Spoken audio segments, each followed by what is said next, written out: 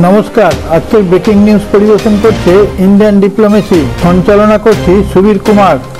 ভারতের আকাশের নায়ক, যাকে সবাই এতদিন তুচ্ছ করছিল, সে এখন ভারতের আকাশে মহারাজা হিসাবে প্রতিষ্ঠিত হতে চলেছে।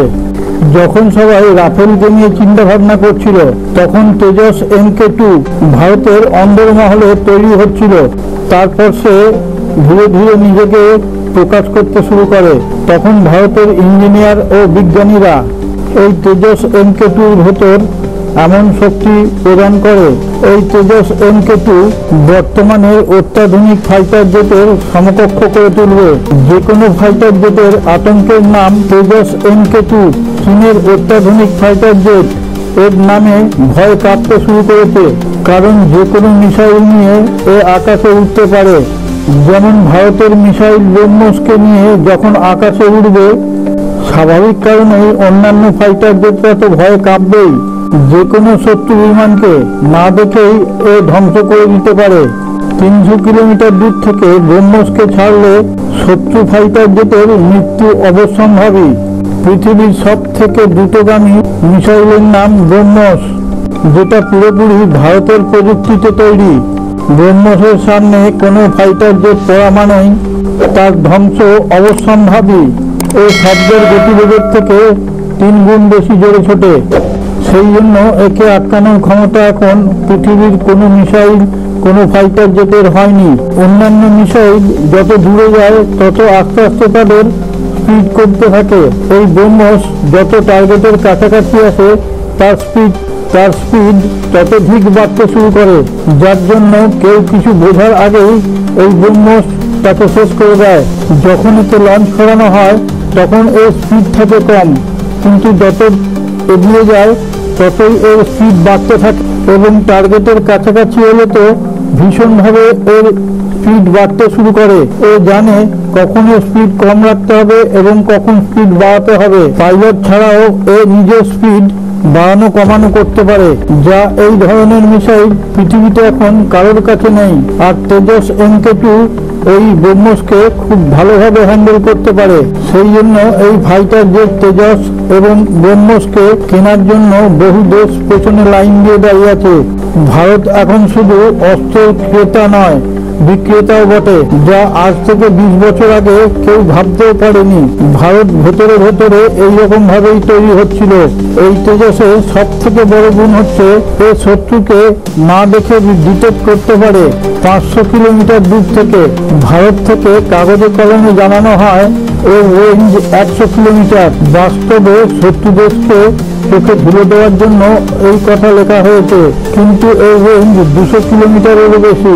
ব্রহ্মস প্রয়োজনে দিক পরিবর্তনও করতে পারে। সেই জন্য একে টার্গেট বেঁধে দিলে শত্রু জেট যেদিকেই সরে যাক না কেন তাকে সেখানে গিয়েই ধ্বংস করে ফেলে। এই দুজনার জুড়িকে আরো শক্তিশালী করে তোলে মিডিয়র 2A ডেটা লিঙ্ক। সেই জন্য এই জুড়িকে আটকে রাখার ক্ষমতা কারোর নেই। তেজস এবং ব্রহ্মস তাইওয়ান, লেবানন ও ইন্দোনেশিয়াকে তেজস এবং ব্রহ্মস বিক্রি করছে ইন্ডিয়া। ভারতের পড়শি দেশদের যেমন সাহায্য করছে চীন, ইন্ডিয়াও সেই রকম ভাবে চীনের পড়শি দেশগুলোকে ভারতের সেরা অস্ত্র তাদের তুলে দিচ্ছে। যিনি এই ভিডিওটি দেখছেন তার কাছে আমাদের ইন্ডিয়ান ডিপ্লোমেসির পক্ষ থেকে একটি বিশেষ অনুরোধ। আমাদের চ্যানেলটিকে সাবস্ক্রাইব করে পাশে থাকা নোটিফিকেশন বেলটি ছুঁয়ে একটা লাইক দিয়ে শেয়ার করে দিন। তাহলে আমরা বিশ্বের বিভিন্ন প্রান্ত থেকে নিত্য নতুন খবর সংগ্রহ করে আপনাদের সামনে তুলে ধরার অনুপ্রেরণা পাব। ভারতের কোনো অ্যাভাক্স বিমান কিংবা নৌসেনার P-8I বিমান অথবা কোনো ড্রোন শত্রুপক্ষের কোনো বিমানকে আইডেন্টিফাই করে তেজস MK2-র কাছে পাঠিয়ে দেবে। তেজস তখন উড়ে যাবে সেই দিকে। 300 কিলোমিটার দূর থেকে সে টার্গেট সেট করে MK2 কিংবা ব্রহ্মস সেই দিকে ছুটে যাবে। শত্রুপক্ষের বিমান ভাববে কেউ সামনে থেকে অ্যাটাক করছে, কিন্তু আসলে 300 কিলোমিটার দূর থেকে ব্রহ্মস যখন তার দিকে ধরে যাবে, সে কিছু বোঝার আগেই সে ধ্বংস হয়ে যাবে। ব্রহ্মসকে ঠেকানোর মতন পাকিস্তান কিংবা চীন কারোর কাছেই সেই রাডার নেই। তাই তারা এখন ভয়ে ভয়ে দিন গুজরান করছে। পাকিস্তান তো ঠান্ডা হয়েই গেছে, চীনেরও এখন মেঘ নাড়ানো বন্ধ হয়ে গেছে। তারা ভালোই বুঝতে পারছে এখন বেশি লাফালাফি করলে ভারত আমাদের ধ্বংস করে দেবে। পৃথিবীর সব থেকে জোরে ছোটা ক্রুজ সুপারসনিক মিসাইল ব্রহ্মস এখন ভারতের হাতে। ব্রহ্মসকে তেজসের সাথে সেট করার পদ্ধতি চলছে। এই ব্রহ্মস ভূমি হোক কিংবা জল, বড় বড় জাহাজকেও ধ্বংস করে দেওয়ার মতন ক্ষমতা রাখে। চীন কিংবা পাকিস্তানের শিকারী হিসেবে গণ্য হচ্ছে। তারা ভাবতে পারছে না ভারতের এই মিসাইলকে কিভাবে তারা ঠেকাবে। তাকে যদি রাডারে ধরতেই না পারে তাহলে ঠেকাবে কি করে? চীন কিংবা পাকিস্তানের বাংকার যে কোনো মুহূর্তে শেষ করে দেবে। চীন নিজেদের J-20 সেলফ ফাইটারকে নিয়ে খুব গর্ব করে, কিন্তু সেও নিস্তার পাবে না তেজস MK2-র কাছে। পাকিস্তানের JF-17 ও J-10CE ভারতের তেজস MK2-র কাছে বাচ্চা বলে মনে হবে। J-20 সেলফ হওয়ার কোনো উপকারিতাই কাজে আসবে না। তেজস MK2-র কাছে একটা লোহার ধাঁচা বলে মনে হবে। যখন বুঝতে পারবে তখন আকাশ থেকেই গায়েব হয়ে যাবে। আর চীনের রাডার সে তো MK2-কে ধরতেই পারবে না। চীন যতই গর্ব করুক তাদের রাডারকে নিয়ে, ব্রহ্মস আসছে বলে সে যখন বুঝতে পারবে তার আগে সে ধ্বংস হয়ে যাবে। আরও কেউ এই তেজসকে কিছু করতে না পারার আর একটা কারণ, এটা সম্পূর্ণ ভারতীয় প্রযুক্তিতে তৈরি। এটা মুহূর্তের মধ্যে যে কোনো ফাইটার জেটকে নিশানায় রাখতে পারে। আকাশের ক্ষেত্রে এখন অজেয় হয়ে দাঁড়িয়েছে ভারত। সফটওয়্যার থেকে শুরু করে হার্ডওয়্যার সমস্তটাই নিজেদের প্রযুক্তিতে তৈরি হওয়ার কারণে কারোর কাছে হাত পেতে কিছু চাইতে হবে না।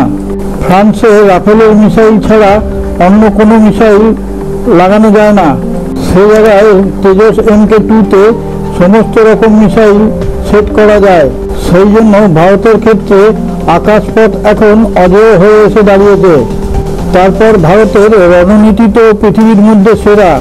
ভারত কখন যে কি করে বসবে সেটা কেউ বুঝতেই পারে না। রাফেলের থেকে ভারতের তেজস MK2 দামেও 3 গুণ কম। মিটিওর আর তেজসের কম্বিনেশনে এই MK2 সুপার ফাইটার জেট বানানো হয়েছে। সেই কারণে এই ফাইটার জেট চীন এবং পাকিস্তানের ধরাছোঁয়ার বাইরে চলে গেছে। আপনার কাছে একটি বিশেষ অনুরোধ, আপনি আমাদের চ্যানেলের কমেন্টে গিয়ে আপনার সুচিন্তিত মতামত প্রকাশ করুন। সারে জাহাঁ সে আচ্ছা হিন্দুস্তান হামারা হামারা, সারে জাহাঁ সে আচ্ছা।